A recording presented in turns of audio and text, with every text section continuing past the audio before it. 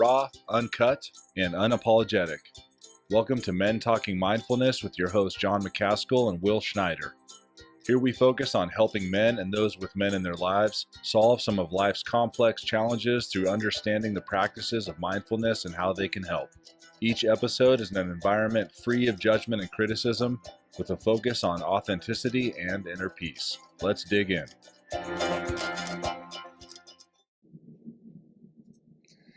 You cannot use up creativity. The more you use, the more you have. That's Maya Angelou. And then to follow that, creativity is intelligence having fun. That's Albert Einstein. And then from Pablo Picasso, others have seen what it is and asked why. I have seen what it could be and asked why not. Welcome to Men Talking Mindfulness, the show where we explore the intersection of mindfulness, masculinity, and mental health. I'm John McCaskill, and I'm joined by my co-host over there, Will Schneider.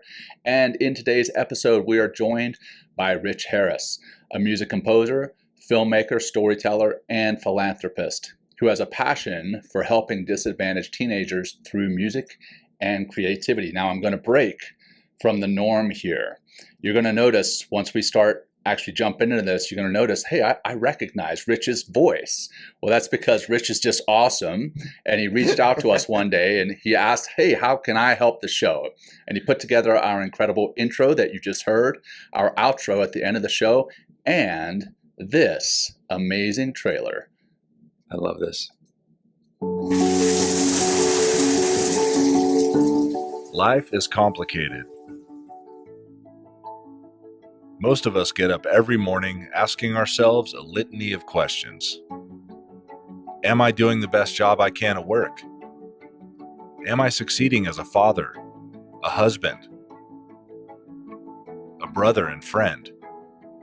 As a member of a society that demands men meet certain expectations, dismissing our emotional capacity and oversimplifying our existences, men are not typically encouraged to face their fears, insecurities, and trauma head-on, essentially robbing us and ultimately our loved ones the opportunity to live a full life of authenticity and honesty. One that we owe ourselves and those closest to us. While we all come from different backgrounds and have challenges and lifestyles that are unique to every individual, the one common thread we do have is our capacity for love and healing. Rigorous honesty, open minds, and real organic conversation are what humans need to thrive and grow. Here on the Men Talking Mindfulness show, we focus on helping men and those with men in their lives unpack some of these complex challenges by leveraging meditation and mindfulness practices. Each discussion is an environment free of judgment and criticism, with a focus on vulnerability, authenticity, and inner peace. Please join us, John McCaskill and Will Schneider, every week for a new episode. For more information on how to get a hold of us, please check out mentalkingmindfulness.com. Just love that, man. Thank you so much for putting that together for us, Rich. It's just fantastic and fits exactly what we want to do with this show and what we are doing, thanks to people like you that are helping us out. So I'm going to go a little bit further into your bio here for our audience. Rich's personal journey has been marked by struggles with ADHD, anxiety, and childhood trauma resulting from emotional and physical abuse by his late father, a Vietnam War veteran, and repeated sexual abuse by a non-family member. Later in life, during his divorce, Rich discovered mindfulness, which led to a series of realizations. Despite undergoing therapy, he still had to deal with guilt, shame, low self-esteem, and anger. Mindfulness and creativity provided Rich with solace, and he has since become a beacon of hope for others. And in this discussion, we will delve into Rich's story and explore how mindfulness helped him find joy and positivity in life. Gents, how are you guys? Great to see you. Hey, welcome. I'm on the show. Thanks for having me. That's what happens when I do my own podcast. And so I'm That's like, right. hey, I'm on the other side of the fence now. Okay. Totally done that. Well, you're kind of part of our podcast, Rich, with that intro. Like every time we hear your voice. So it's like, so the three of us have united, which I think is just incredible. It's great to be here. Good to see you, John. Good to see you, Rich. You too. Will, I'm going to turn it over to you quick, man. Yeah. How are you been? So, if you want to help us grow the show, leave us a review. That's a great way to kind of up our ranking a little bit and get the word out there and more visibility for people if they're searching for mindfulness. Or, hey, share it on your social media platforms that you're understanding mindfulness in a deeper way by listening to Men Talking Mindfulness. Also, hey, if you want, we have a free mindfulness workbook, and you can get this by texting mindful to 33777. Again, that's 33777. And lastly, our YouTube is waiting for you to join if you haven't already. And you can hit up our YouTube and see different snippets and different things we're adding to the YouTube page, and go to youtube.com/@mentalkingmindfulness. Again, that's youtube.com/@mentalkingmindfulness. And let's just dive in, guys. I'm excited for this conversation about creativity. It's been such a big part of my life. It's something that I work with. I'm creative. I live a creative life. So I'm excited to dive in here from Rich. And but I think we need to do our grounding practice first. Practice, yeah, man. I got this. Yeah. All right. So let's ground ourselves in a great way. This can also help you to kind of hit that, maybe tap that energy of creativity just by doing a little bit of grounding. And it could just be as simple as what we're going to practice right now. We're just going to do 5 parachute breaths. So we're going to take a significant inhale through the nose and then take a very long, prolonged exhalation through the mouth. So ground yourself, close your eyes if that's possible, if you like, or if that's safe for you. Let's exhale out the mouth. All the way out, empty, empty, empty. We're going to take that like kind of big hit of an inhale and exhale slowly out. Keep going, empty all the way out, hit that bottom, feel that bottom, and another inhale.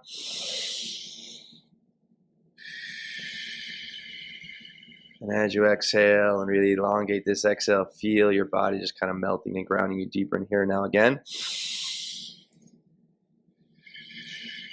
Longer, slower, smoother exhale, creating an internal environment matching that exhale. 2 more.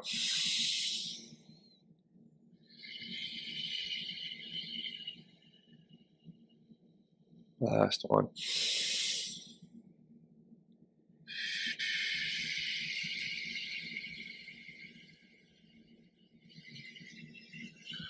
All right, we're back. Maybe move a little bit.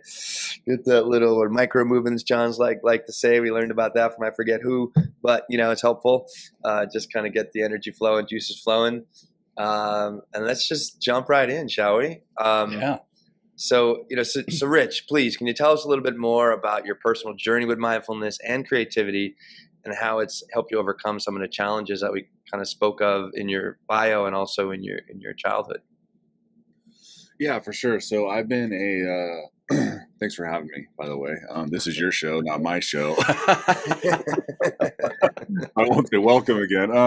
But yeah, so I've been obsessed with sort of the auditory experience of everything since I was a kid. And then my dad always played, 12-string guitar. I was fortunately raised on a ton of music. Like he was 100% responsible for exposing me to everything from big band in the 20s and 30s to like all the old blues stuff, Muddy Waters, Robert Johnson, James Cotton, all the way into like classic rock in the boomer sense, not the Gen X sense. So classic rock, Led Zeppelin, Skinner, all that stuff. And then, and so I got like a nice foundation there, and Motown was a big thing too. So funk and soul, R&B stuff. So hearing all that stuff at a really young age, I got obsessed with it at a young age. So I could be seen sitting down on the floor in front of the stereo with this big, clumsy 80s headphones on. Going through a bunch of tapes, cassette tapes and stuff. And then eventually when I started playing instruments at around 12 or 13 years old and learning how to read music and stuff like that, then I just got even more obsessed. And then it's pretty much everything that I've always done has somehow revolved around music as far as like what I love to do, so since then. And then as far as my childhood is concerned, so music has definitely been a vessel of relief, I would say. Most of my life, like you mentioned in the intro, my dad was in Vietnam. He was a U.S. Marine from 67 to 70. Purple Heart, whole bunch of other medals I have here floating around here somewhere. But that was a tough war. And his job, the job that my dad had, you don't hear about that often. You hear about either somebody's got an administrative job, or they fly a jet, or they swim in the water, or they're in the trenches shooting guns and stuff. But you don't hear about my dad's job. And what he did was, his job was to go to an office first thing in the morning, pick up top secret crypto documents, have them handcuffed to his wrist. He was given a 9mm and a cyanide capsule.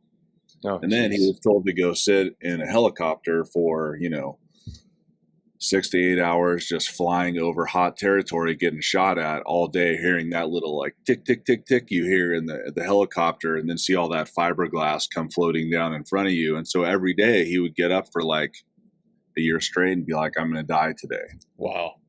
So you think about that, and then you're like, not to get all choked up right now, but it's just, it's like, how do you do that?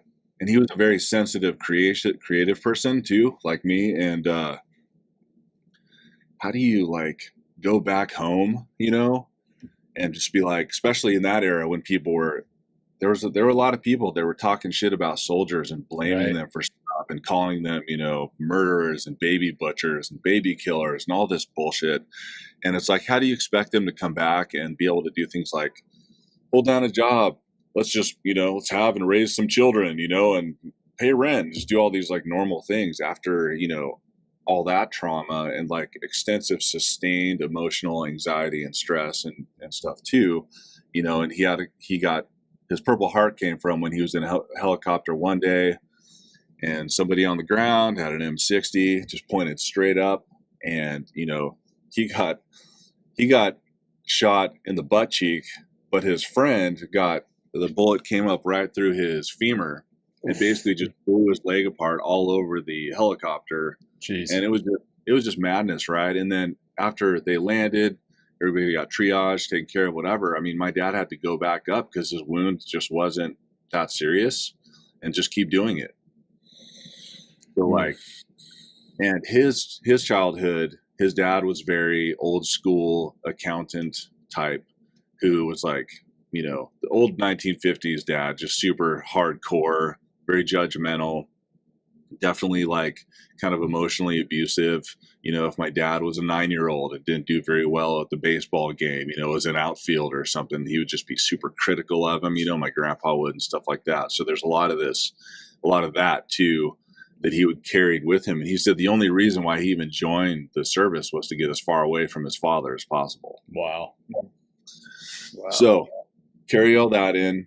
And then so I had a household where, because my parents were definitely stunted emotionally, they didn't have the benefit of the environments of promoting therapy and the idea of getting counseling and stuff like that. And back then, there's still a lot of old school tough guy misogyny bullshit that was just layered into American society. And because of that, my parents, they were just super dysfunctional, and I didn't get a lot of physical affection. And so when you are a child who is emotional and needs a lot of physical affection, but you're not getting it at home, you seek that out in other ways. And so this is where the sexual abuse came in, is people that are sexual abusers, they have this masterful radar for finding children that do not have affection at home, that have needs, that need to be listened to, that need to feel nurtured, stuff like that. There's like the scary versions of the child abusers out there, and then there's the ones that they just know how to get to the kid's head, but also make them not say anything about what's going on. So when I was abused, I think I was like 7 or 8 years old. It was by a neighbor, and he was so nice. There was nothing to fear. There was nothing to stress out about. There was no anger, violence, or anything like that. But that's how they get you, right? And then that just happened for a little while. And then when that was done, I didn't even tell my dad that happened to me until I was like 21. and he just like lost his mind, and I'm like, How old are you during the abuse time? I was what like, was I think I was like 7 or 8 years old, something like that. really young. Okay. And, but like I said, it was never a threatening experience. It was very subversive. Like I said, abusers know how to play that game. They know how to find children that are in that vulnerable, weakened headspace emotionally. And they know that they need affection. They know that they need validation, and they know how to leverage their starvation for physical affection by bringing sexuality into there and confusing the entire thing. And so the end result after your abuse is when you're a child, that means certain things in your body and your brain have been activated prematurely.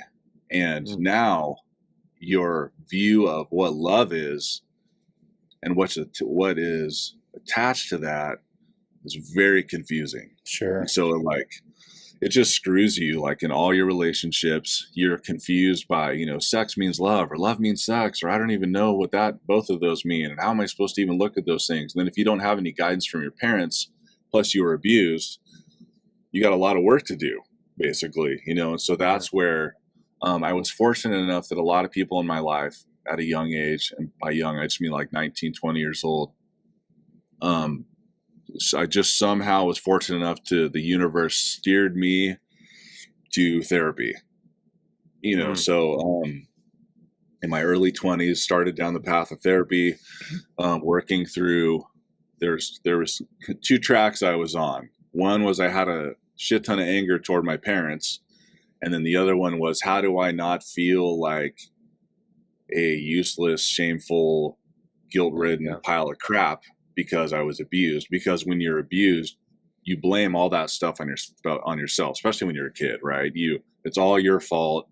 I did this. I caused all this grief, and this horrible thing that happened to me is somehow my fault. And so therapy helps you undo those things, work through them, kind of like they do in the military. And that, when you first start in the military, they strip your entire existence away from yourself emotionally and then rebuild you back up. At least that's their goal as a soldier, right?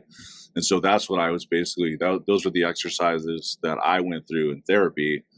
Was let's tear all this stuff down. A house was built inside of me on a really horrible foundation, in some cases no foundation. And so now I need to take all that down. It's demo time. Let's go knock that shit down, not be in denial that it exists, but rebuild it back in a way that's healthy, where it's like, oh yeah, I now have a room in my new house where I house my memories and the things that influenced who I was and what I do and why I behave the way I do, the good, the bad, and the ugly. But now they're in their own room. I'm aware of them. I know what they are. When, a certain old pattern starts to well up inside, I can very easily recognize it before it even gets close to my brain, and like take over time. So I know how to manage it. Now I can use that insight and empathy associated with that to help others, that I can sense, I'm definitely an empath, and I have a hypervigilance about me that just comes from being, a child of trauma, basically. Sure. You get Understandable. hypervigilance, it's ridiculous. The kind of vigilance that kids shouldn't even have to have, really. But fast forward to now, now, like as an adult, and since I had gotten therapy, I've been really good about setting boundaries with people and making sure that I only have people in my life that, number one, are either going to teach me even healthier things to think about and ways of doing things, or people that I know are struggling, that, like you brought up the teenager thing earlier, that I know I understand where they're at and I can help them in a way that makes them feel not alone, basically. So you went down the counseling path, the therapy path. In the bio, I mentioned that you'd sought that out, but you still felt as though you had some unturned rocks that you needed to flip over and see what was under there. Can you talk about how you came through therapy, or maybe in addition to therapy, to mindfulness, and then using creativity as part of your healing journey? Yeah, for sure. So the mindfulness thing, so I had met my first wife when I was 15, right? And because we were both super codependent. We ended up getting married at 18, pregnant 21, 23, and 29. And so we had 3 kids, before we were even 30, and super immature. Fortunately, her and I today are still good friends. She's an awesome person, great mom, and we've been through a lot together. And so we have that. But like through my divorce, when I started going through that divorce with her, we got together super young. So emotionally, in the context of a relationship with a partner, I was super stunted, super immature. So when we had that divorce, it was like it just ripped the largest Band-Aid off of all of these things that, because I never allowed myself to just be an adult without being married and stuff like that and having children, I hadn't unpacked any of that crap at the level that I thought I had. And so all of a sudden this like, all the codependence and the shame and the guilt and all these things came just shooting out the top like Old Faithful during my divorce. And so it felt unbearable, a lot of the time at first. And then I read a book called The First Girl That I Dated After My Divorce, which I had no business dating anybody after my divorce. I was a total disaster, right? But I was so codependent. I was like, I don't know. I was just going to say, how do I not be married? I need to find somebody so I can feel like I'm still married or whatever. But she was kind of I live in Santa Cruz, right? So there's an abundance of, the hippie stereotype. Some good. Some of them are really great. Some of them super annoying. But she was a sweetheart. And she introduced me to this book called Dharma Punks. And basically it was written by Noah Levine. Everybody in Santa Cruz knows who this guy is. And he kind of helped start that movement where it was like he came from a background of like, latchkey kid, getting in trouble, tattoos, fights, drugs, like all that stuff. And then he basically, that book really showed me that somebody that can be as angry and feel as chaotic and emotional as me actually could have a path out.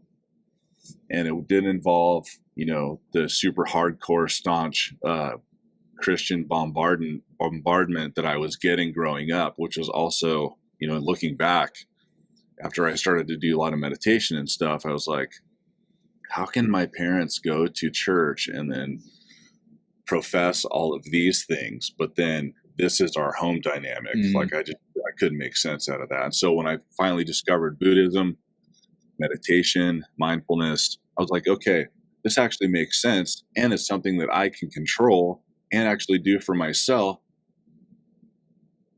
So I started to do that, started to read other books, that are along the same lines where like edgy, angry people can find mindfulness and actually totally change their entire tune and their perspective on the things that turn them into who they were before learning about it, basically. And then I guess the music side of it was, before I discovered mindfulness, I was in a lot of metal bands, and everybody in my band had the same issue. We all hated our dads, right? Yeah, getting your rage out. I can imagine getting your rage out, anger. Yeah, you're playing metal. You hate your dad. Got it. All right. Yeah. Welcome to the club. So it was like the louder we can play, the faster we could play, the more pissed off we can be on stage, then we can attract more people in the crowd who also have daddy issues, right? So that was and that actually created some tension between my father and I for a while when he was still alive, because when I started playing in this one band, we were doing really well, and then I showed him the liner notes, and I wasn't the singer, I was just the drummer. But the singer, who had tons of daddy issues as well, was super pissed off at his dad. Like every single song was about a father figure, and so my dad read it and he got all upset and he was like, I don't want to be the poster dad for your freaking angry band about whatever, and I'm like, well, I'm just the drummer, first of all. But I'm like, Dad, you have to accept the fact that like you're my father, you play a role in how I turned out, just like your dad played a role, blah, blah, blah, all the way up the chain, right? And like this isn't I'm not trying to humiliate you or call you out, but music is how I get these feelings and all this stuff that's going on. I get it to make sense. and get it out of my system, and deal with it. So playing in hard rock bands like really gave me a positive channel to like get that energy out and hang out with like-minded dudes who were going through the same shit. And so we didn't feel like aliens when we were together. It was more like a family of like dysfunctional, angry dad hating kids, or whatever. But over time, what music has done for me since then is it really helps to enhance the telling of meaningful stories when it's in the background. And people don't realize when they're watching a film, you could literally be watching the shittiest movie you've ever seen in your life. But if the music score is compelling and interesting, your subconscious is telling you, oh, this is a really great movie. But if you were to like strip that music away, you'd be like, this is garbage. And I've seen the inverse true as well, where a film looks beautiful, it's shot, the story's great, the acting's amazing, and whoever was hired to do the music supervision should be fired and drawn and quartered. Like it just ruined a really good film, right? And so that also is the case. So the audio side really helps people feel the things that you want them to feel, when you're delivering some kind of experience like that, or media, or creative. And I just love that. I love that I can bring something in that they're not even thinking about and actually integrate with their emotional capacity and their emotional state while they take in another sensory input. And I just think it's really fascinating and cool. And all my favorite films have the best scores that I've ever heard, How many of them are Hans Zimmer or Max Richter? There's quite a few. Yeah, there's quite a few. Oh, they're classic. Yeah, they are. Hans is definitely like the man, you don't even have to question that dude, but there's plenty of others as well. Danny Elfman and Clint Mansell. There's a movie called Moon that you should see that you will just love the soundtrack. Oh, I've heard this. Yeah. Okay. I'm gonna have to check that out. I'm a total space dork too. So combining outer space with, Sam Rockwell and that Moon, that whole story, and it was just incredible. So I highly recommend that. Nice. Anyhow, yeah. Well, no, I just want to go ahead, John. I'm sorry. Just real quick, just a comment. Before we got into the music piece, you were talking about kind of your former life, if you will, or your earlier life, and how you found meditation and it's really helped you out. And there's a lot of tough guys now who are starting to find meditation and it's good for them. Well, Will and I are working on our book and it's going to be entitled Mindfulness for Assholes. We've gotten some blowback, but we've mostly gotten positive feedback on that. But within the book, there's going to be a tale of two assholes. And the one that just goes through life, and at the very end of his life, looks back and has a lot of regret and never really changed the way that he was.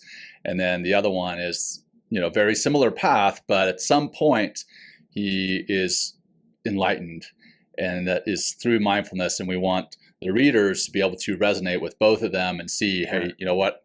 I've been this guy, or I don't want to be this guy, so I'm going to lean in on mindfulness, meditation, and all things that surround them. So, hey, for our listeners, that book's coming out sometime soon. So be on the lookout. Shameless plug. I think it's like, and I was going to say, you can also add to the fact that you might not just be one or the other guy. You might have just those people in your life. For sure. That make life difficult, So that's another thing too. I know a lot of people that are super stable and self-aware, but they're having a hard time dealing with somebody that fits that description you just said.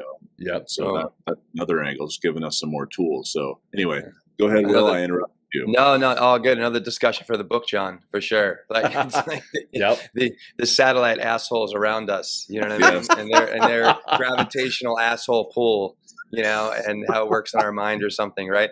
But since it's Mental Health Awareness Month, like, we've kind of mentioned, John, you mentioned the book and like kind of a path of two assholes, now a third, or one that kind of is there, but also Rich, you're talking, about how creativity allowed you to kind of exercise and exorcise some of that, your history, your father issues and stuff like that.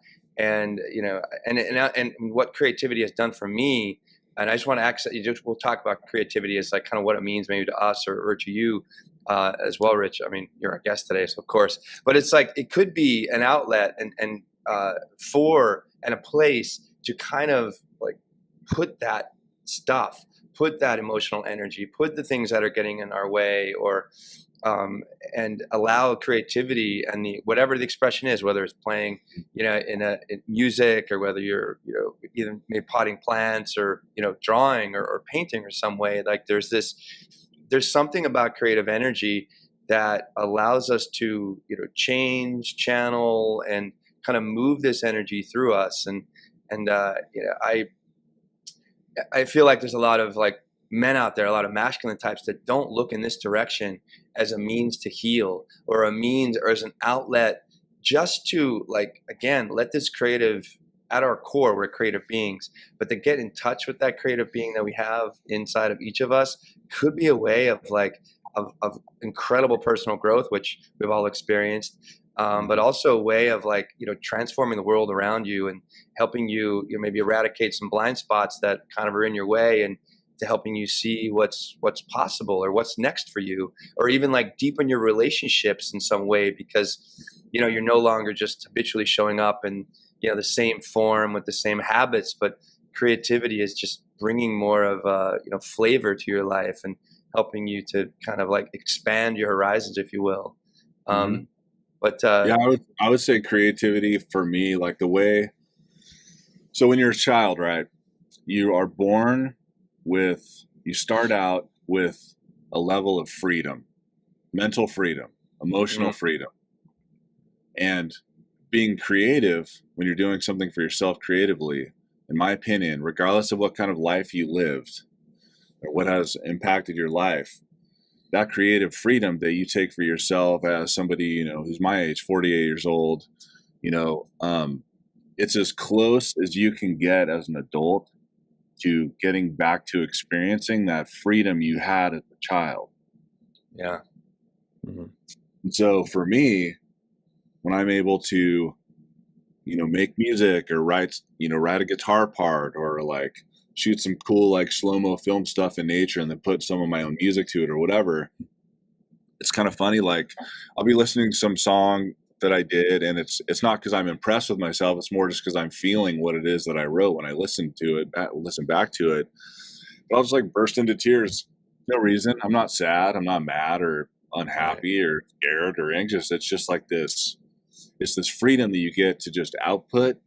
And again, I feel like one of the reasons why it's capable of healing people, no matter how fast or slow that process is, it's because it gets you close again back to that childhood state where yeah, you had that freedom before. Where you knew that if you went outside that day, and you had a roof over your head, if you're fortunate enough to have the bills paid or food, as a kid growing up.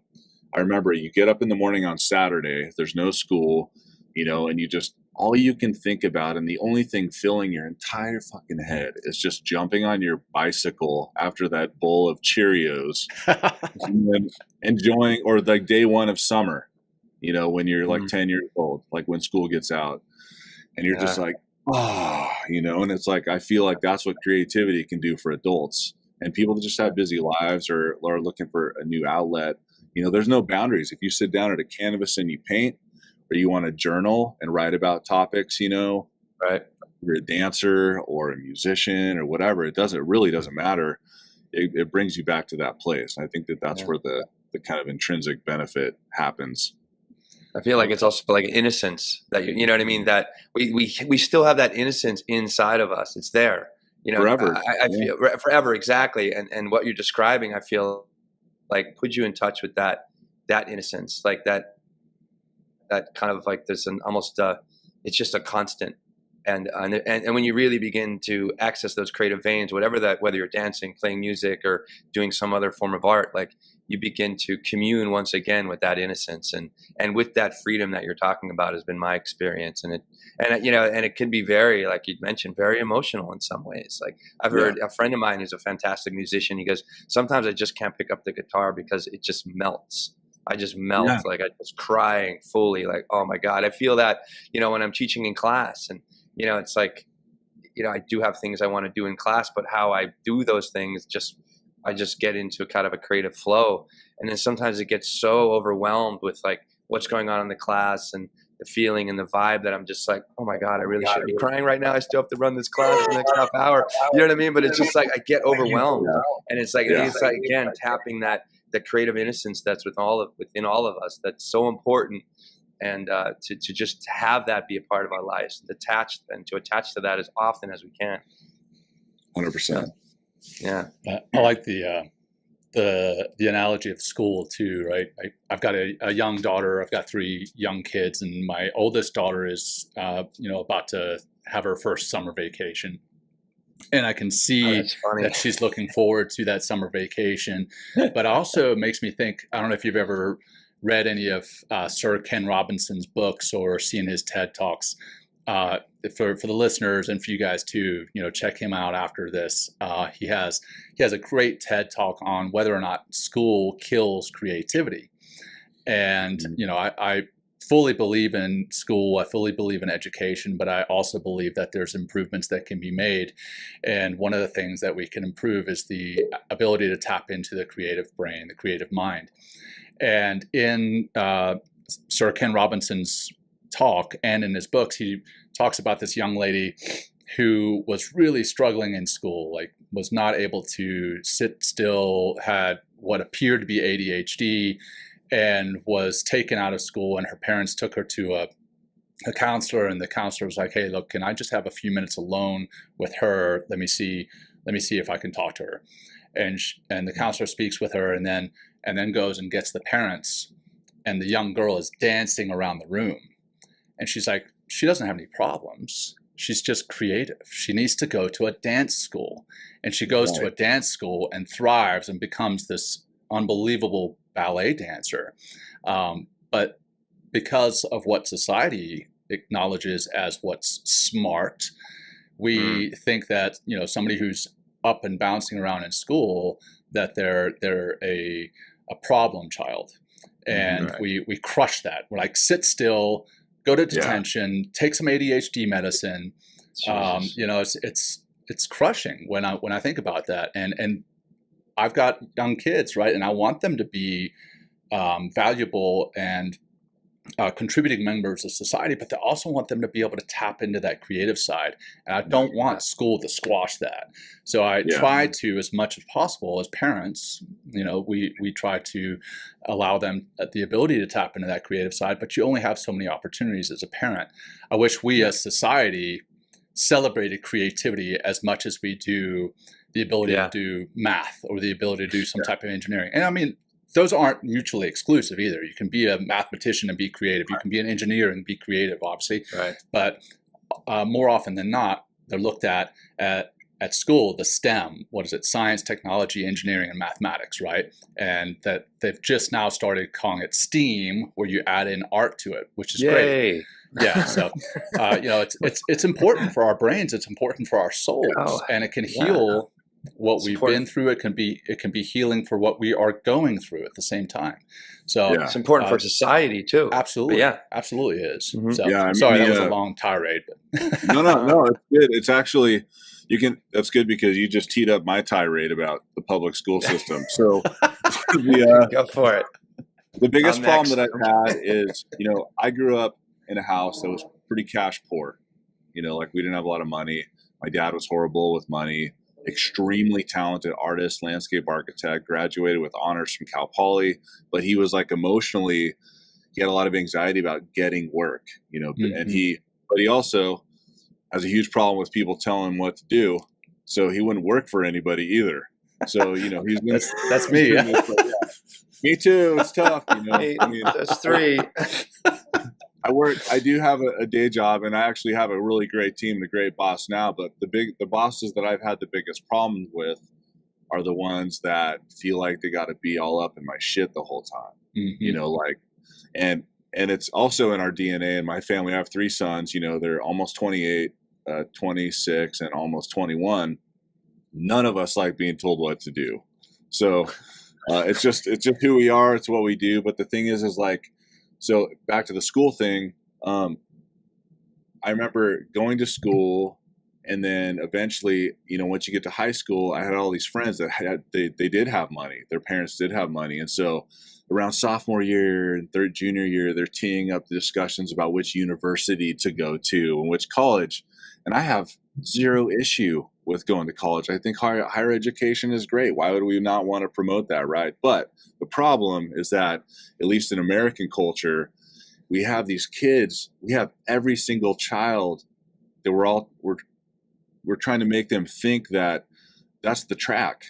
Like if you don't go to college right after high school, or if you don't follow the traditional high school like thing where it's like, I'm this well-rounded guy who does all these things and I have to go to math 6 and make sure I get a C- in it to pass. Like all this just like bullshit. And like, I remember being in high school as a creative, I was taking like 8,000 music classes in high school, and I was taking the bare freaking minimum of every other subject except for poetry. I did take a bunch of that too. But I just remember sitting in those classes, and my biggest problem, the reason why I got kicked out all the time is like, I kept talking and screwing around because I just didn't understand why I had to be there based on who I was. Like I want to make music and paint and do things like that and be creative and try improv theater and stuff like that. And, the less math you do and the less English and the less science you did back then, it's like the more you're frowned upon and you're looked at, like you said, John, as like this like weirdo who can't keep their shit together. You're the trouble child who can't sit still and you won't stop joking around and talking. But nobody back then was sitting down going, you know what? I'm not sure this is a good fit for Rich, not because he's not capable, but because this is just not the type of environment that fosters his particular chemical makeup. I never got that feedback, nor did I see other creatives getting those provisions made for them, unless you happen to have a shit ton of money and could go to some very special school for the arts, because those are the places that exist and they're great, but they're expensive. They're not the norm. And like, what are the first things to get cut in public education when the budget goes down? It's not sports. It sure as hell isn't the math program. Yeah. I don't see the football team out selling candy bars so that they can get new helmets, right? But all the choir students, you can bet your ass, are having to learn how to be door-to-door salesmen selling candy and all this other horse shit, just to get real basic stuff to support their arts education, And so the problem is that our society views school and how we should send kids to school and what we should have them do. We are trying to make sure that there's a percentage of people that end out in the workforce that can make the P&L statement for a large corporation look good. For sure. 100%. And that does not apply to artists. I'm sorry. Like, that's why artists are broke. That's why we joke about the drummer who lives on his girlfriend's couch, because we're creatives and we don't have a society that perpetuates abstract creative behavior unless there's revenue tied to it. Right. That's why teachers are underpaid, because if you invest in teachers and children now, they're not going to make anybody's short-term profits go up because you're investing in a long-term future. And so we've built our entire education system around that. And now, how is an artist supposed to end up on the right track if that whole thing I just said is literally part of our culture from the ground up? Like, how does an artist survive that? Seriously. And it's like you can find a million software developer jobs, they're like dime a dozen. But if I go look for, somebody who's there to do Foley, like sound effects and stuff for film, or like write custom music and stuff, there's never going to be an abundance of those jobs ever, because we don't facilitate that, because again, it doesn't help a large corporation at the end of the day. Yeah, very true. And it's the bottom line. It's that old, it's that saying, I think it's attributed to Einstein as well. I don't know if he actually did say it, but something about if you judge a fish by its ability to climb a tree, then it will always think that it's stupid. And totally. I think that's what we do in society, is that we judge people's skills differently. Hey, if you have a skill in art or some type of creative, but you're not good at math, then we think of you as lesser. Right, you're not passing the standardized test. Where on the standardized test does it ask you to write creatively or draw creatively or paint or make music? It doesn't. And it's a sad thing. But I think, sorry, I took us down a a sidetrack there. No. And it's an important conversation. And if you're listening and you have some ideas of how we can change school or change education for our kids' future so that creatives can, in fact, bloom and blossom in their own right, then let us, we'd love to know about that. We'd love to hear about that. We'd love to have you on the show. We'd love to have you on the show. Come talk to us. And, so why don't we just dive into, so Rich, if like one of our listeners out there, it's like, they're kind of stuck in a job and they just feel stuck all over because they're just kind of repeating the same patterns of life. It's like, what would you, what advice would you offer to kind of get those creative juices flowing, and to kind of get in, feel that creative energy we've been talking about? I think being open. Obviously, there's a lot of information I don't have about that because it's kind of high level, right? About this the individual person or whatever. But I would just say open. Two things. One is, this is going to sound super hippie right now, but one is get out in nature. Not at all. Stick your bare feet in the ground. Sand, mud, dirt, water. Yeah. Like, I've got no shoes on right now. Me too. I don't care who you are. Yeah, right. Exactly. Are you standing in the dirt right now? No, I'm not. I can't do what Will just did, though. I won't prove it. Otherwise, I'll fall back into my green screen. I would say doing that and disconnecting from all electronics. Like, we all have to do that for our jobs to some degree, or our businesses. Let's go somewhere and literally just pick a 4-hour block of time. If you just want to start small, once a week, where you don't have a phone, there's no TV, nobody's asking you for shit, if you can help it, and just go somewhere quietly. Just do that for like even 1 hour a week makes a huge difference. I can have a totally horrible week, and then I live in Santa Cruz, so I'm close to the beach, so I'm super fortunate there. And I'm actually close to Redwoods too, but if I have a horrible week, I can go drive out to some beach. It took me, 15 minutes to get there, and just have my feet in the sand and feel the breeze for 5 minutes. And I feel like the whole week just like washed away. Yeah. It's amazing. So the break from electronics and the grounding thing, and what those two things, if you bring those into your life, at least for me, it opened up some other doors. I started thinking about things that I've always wanted to do that I haven't tried yet. Right. Like try something new. Like you think you'd be a horrible painter. I couldn't think of a better reason to then go try it. Yes. You think you're going to be a shitty salsa dancer, but you've always wanted to try it. Well, go out there and be shitty and start being the shittiest salsa dancer anybody has ever seen. Because if you're out there doing it and you're trying it, you're not going to have these untapped wishes and hopes and voids. Right. Like I talk to my wife about this all the time. She's like such a wonderful, sweet person, but the way she was raised, she was always, because she's so sweet, she was always raised to be this like supportive person for everybody else around her, and not encouraged to explore her own creativity, which she has a metric shit ton of in her. So it's like, now instead of talking about how you'd always like to do this, one day I'm going to learn Photoshop, or one day I'm going to start a journal or a blog or whatever. Like, stop saying one day I will ...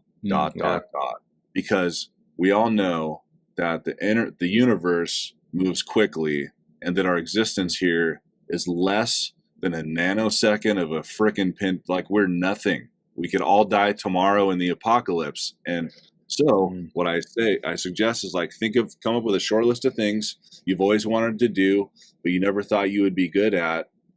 Do those things, even on a small scale, seriously. And like, you'll start to find that because you took that step, you'll start to feel a little bit more empowered about your own future and how you spend your time. And it will lead exponentially, as long as you keep doing it, to you'll start to switch the priority of your time to doing things I have to do, to doing things I want to do that actually bring me satisfaction and fulfillment while I'm here. Right. And then all of a sudden you're going to see in real time your whole life, and the shape of it is going to change into something else, something that's more fulfilling and satisfying and whatever. You might still have that day job you don't like that much, whatever, it doesn't matter. But you bring this other color and these other things into your life and infuse that into your week, things change. Outlook changes. You become happier from the inside.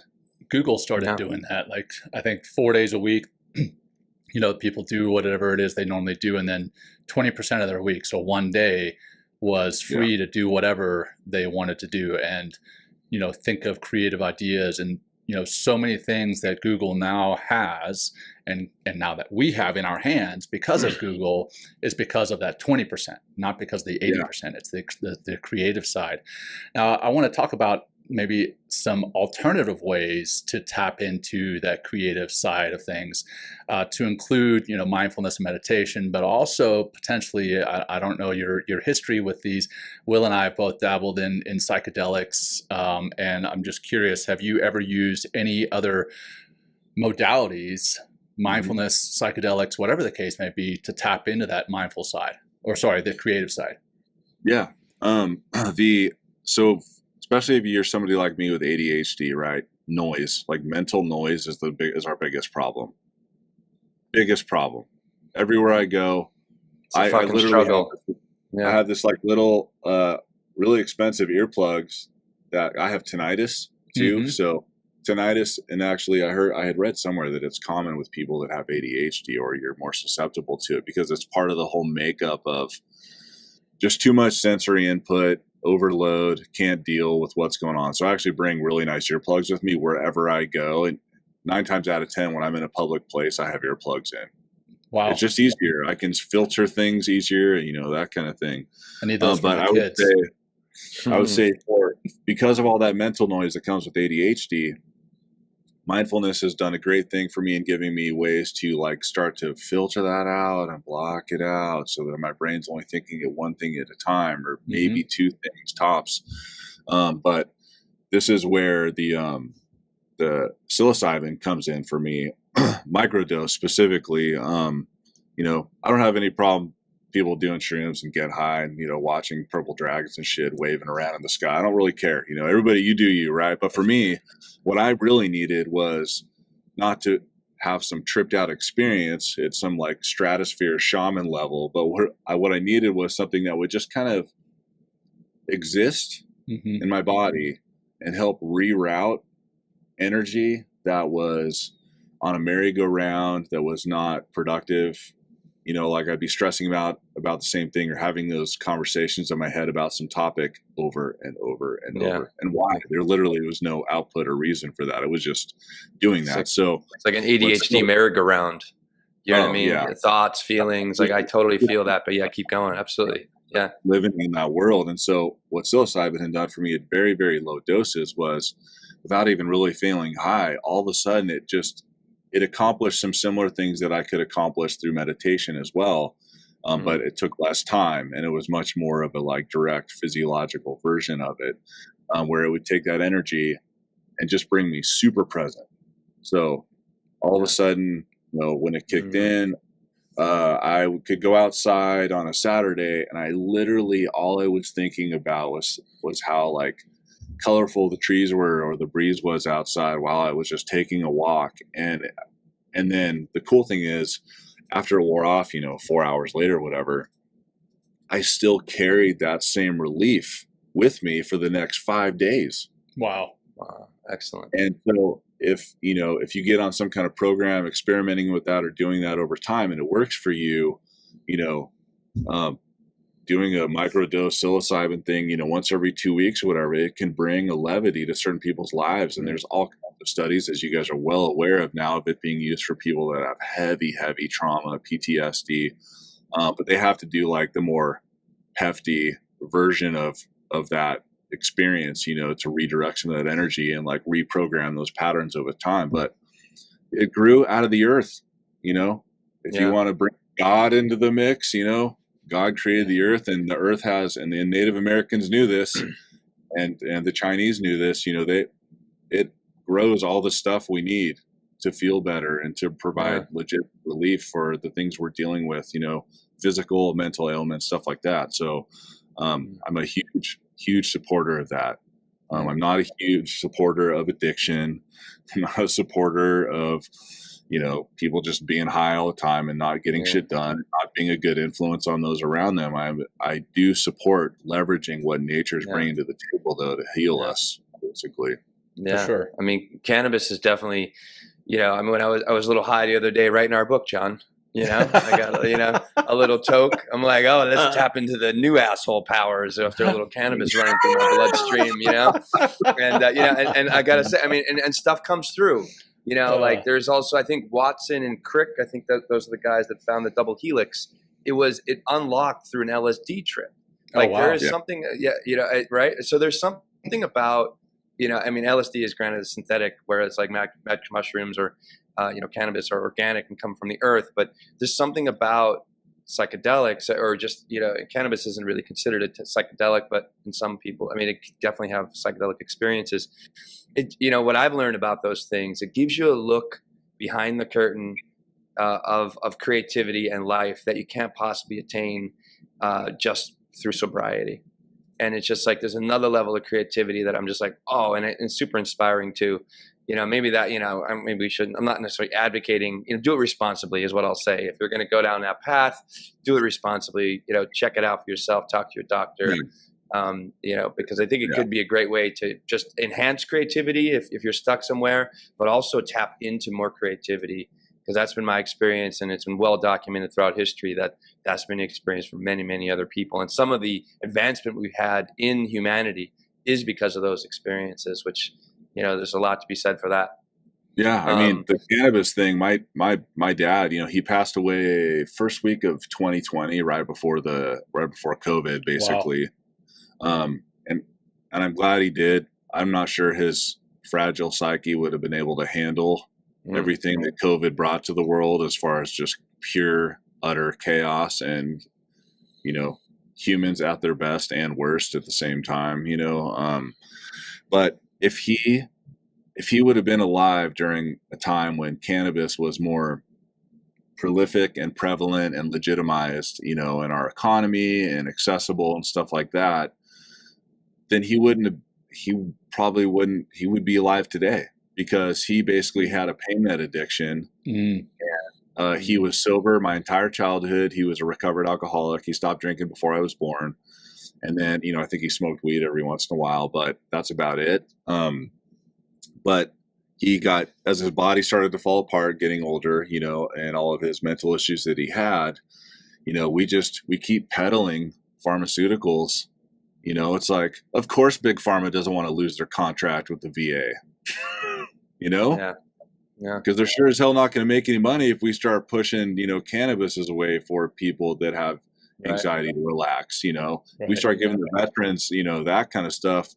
Oh no! Now this asshole who sits at a desk somewhere can't buy his fifth house on, on an island somewhere because we're not buying all of his frickin' all the opioids that are out there on the market. So, there's so much cultural and corporate pressure to steer away from real solutions to health problems, mental health problems specifically. And we got to all band together to keep pushing that alternative medicine, because it's going to be our downfall, because that's just the biggest problem is there's certain people trying to get rich off everybody else's health problems. Yeah. Mental health is no stranger to that. So, yeah, for sure. Well, I think John. We're at the hour, coming up on the hour that Rich mentioned he had. So, I'll turn it over to you, Will, to ask maybe one more question, then I'll do the grounding practice and call it done. Well, I think, why don't we just go one, so if you, kind of talked about how means to kind of open, creativity and access more creativity. I really like what you said, get out in nature and just start somewhere. Start something that listens to your heart and or that sings to your heart and speaks to your heart, and then start exercising that. And what I like, I said also, be shitty. It's okay to be shitty. You know what I mean? That's where it all starts. What about if what do you do, or what would you advise other people if they're having some sort of creative block, they're writing some music and they just can't get to the reframe or whatever else is going, or somebody else is writing, something else, or a poem, or stuck on a painting? What do you do to kind of overcome creative blocks, and what would you advise in that realm? And then we can kind of close this out, I think. Yeah. I would say two things. One would be give yourself a break sometimes, from being creative, because sometimes, I put a lot of pressure on myself to make sure that I'm high output all the time. And so I'll come to the studio and like all these instruments behind me, if one of them is not being used to record something almost every day or every other day, even if it's just for 30 seconds, then I have this little like pressure I put on myself. But then I also start running out of like inspiration because I'm not giving myself time to be inspired by anything new. And so I'll take a break and then like not make any music for like a week. I'll just go do other shit. But then I start missing the studio. And then when I come in, I start hearing new ideas, and all of a sudden I get like the next wave or the next like flush of stuff. So, definitely give yourself a break from it. Don't feel like there's any timeline. There's no expectation you should put on yourself. Other like if it stops bringing you joy, don't do it.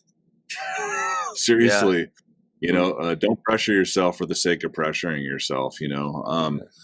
That would be the first thing. The second thing I thought of, and now I can't fucking remember it because it's Monday, and apparently I haven't had a espresso yet. So, I think it just had to do with making sure that you do not. And I mentioned this earlier.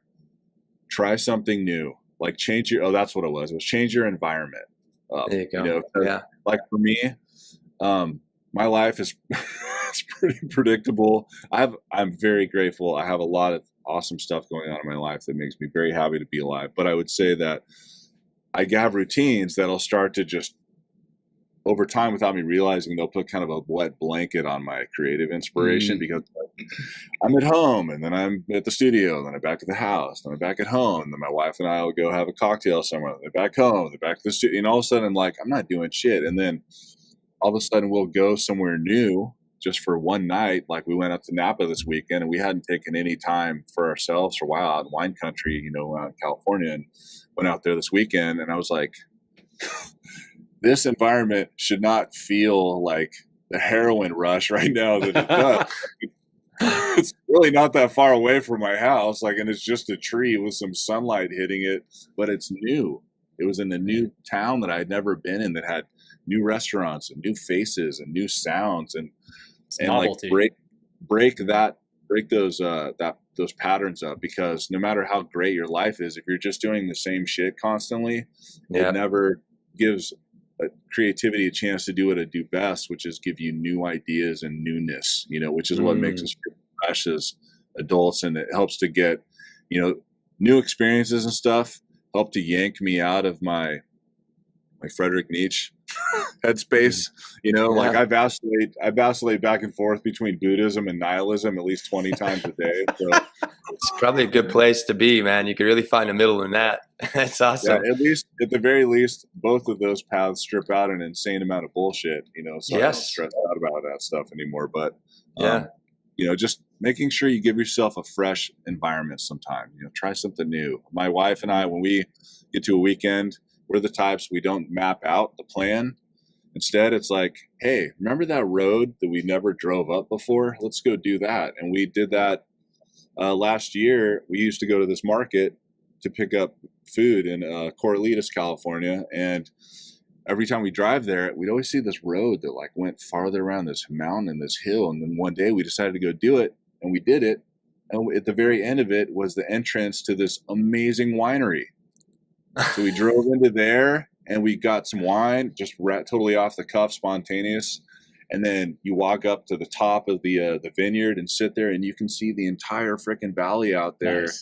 We're like, what? And it's all because we spontaneously decided to go check out a road we hadn't traveled yet. Yeah. So it's better to regret something you did than something you did not do. Yeah. Always. Yeah. Wow. Thank you for that. Rich, thanks, brother. This has been awesome. For our audience who may want to get a hold of you after this, what's the best way for them to find you? Yeah, for sure. You can reach me at Rich at souleffective.com, souleffective.com. Sorry that's so long, but that's the name of my studio, my business. This is my artist name. And so hit me there, or souleffective.com. There's a contact page on there as well. And then I'm floating around LinkedIn and, all that stuff too. Yeah. Right on, man. Awesome. Well, I hope that they will reach out to you, because they may need to tap into their creativity and find out ways to do that, or maybe have you do an intro and outro for their podcast. Or hey, you can listen to Rich's. I'm sorry, Rich. Go ahead. Oh, I was just gonna say, just so everybody knows, like that's one of the other things that helps to unlock creativity for me is volunteering my time and skills to help others that are doing good for others. Yeah. So that was the entire impetus for we me appreciate to reach that. out to you guys. You know, I remember John put out his best attempt at like a video intro for the show. And I was like, man, these guys are doing such cool shit for so many people. Their intentions are to convert that negative energy in the universe and put it back out as positive. And I have these video skills and I can crank something out super fast for these guys. Let's just reach out and do it. So that's where that came from. But that also is what makes me feel good. Yeah. It's a healing practice for my own trauma to help others, but also it facilitates creativity. So help other people. But if you have special skill set that, you know, some people can use and they just need that extra hour of expertise you put in there, consider that your tithing. You know, people that go to church, they tithe and put money in a basket. For me, my tithing is trying to lift up others with no expectation of anything in return other than just seeing it help more people beyond that. Well, we appreciate you, brother. And you know, that's one of the reasons we do this show too, is it's part of mine and Will's own healing journey or exploration or whatever you want to call it, because it does feel good to give back. So I appreciate you and your giving back to us and enhancing our ability to give back to our listeners. So that said, I'm going to give back by leading this final closing practice and we'll wrap it up. So go ahead and get comfortable, whatever that looks like and feels like for you, whatever is safe and comfortable. And just go ahead and bring your attention intentionally to your breath, not feeling the need to force it, but just focusing on the physical aspects of your breath.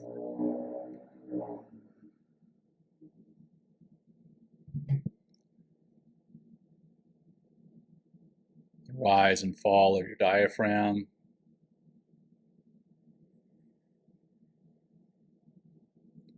the expansion and contraction of your belly and your chest.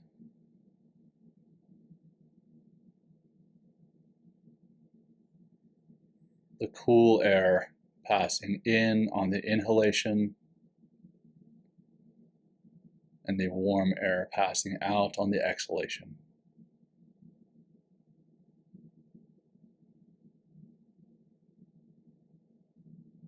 And with creativity in mind, we're just going to be still and quiet just for a moment.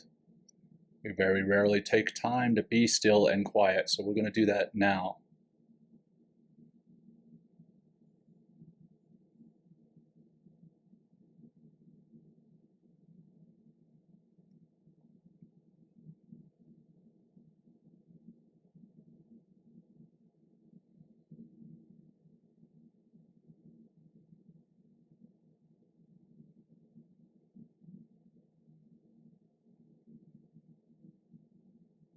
And we'll close with one deep cleansing breath together. Begin by emptying your lungs. Bringing your navel to your spine, really squeezing out your lungs, and deep breath in. All the way up, filling up from the bottom to the top. Hold at the top and release. And as you release, start to do those micro movements and bring your eyes back open or refocused. And if that was your only time of peace for the day, I hope that was helpful. Otherwise, I hope that it is one of many fantastic times of peace and quiet in your day. Rich, thank you so much for being here with us today, brother. Fantastic episode, really great information. And we loved having you. Love everything that you're about, brother. I'll turn it over. Thanks, man. I appreciate you guys. Yeah. Hey, thank you everyone for tuning in. Rich, thank you so much for talking about creativity. And honestly, this show is literally art in action. Like, we are creating the show and continually enhancing the show all the time. So we really, really thank you for your support. Please leave us a review. Please share it on your social media. Please follow us on Instagram. Help us grow, because it's our passion and our mission to help other people discover more mindfulness, to live happier and healthier and more, mentally healthier lives. So Thanks, everybody. Thank you, guys. And this is really brings a big smile on my face. I'll be beaming like a ray of sunshine the rest of the day. Thanks, guys. Until next time, take care, everyone. Peace. Thanks, Rich. And here is Rich with our closing video. Take care. Oh, awesome. Yeah. Thank you for joining us today. We hope you walk away with some new tools and insights to guide you on your life journey. New episodes are being published every week, so please join us again for some meaningful discussion. For more information, please check out mentalkingmindfulness.com.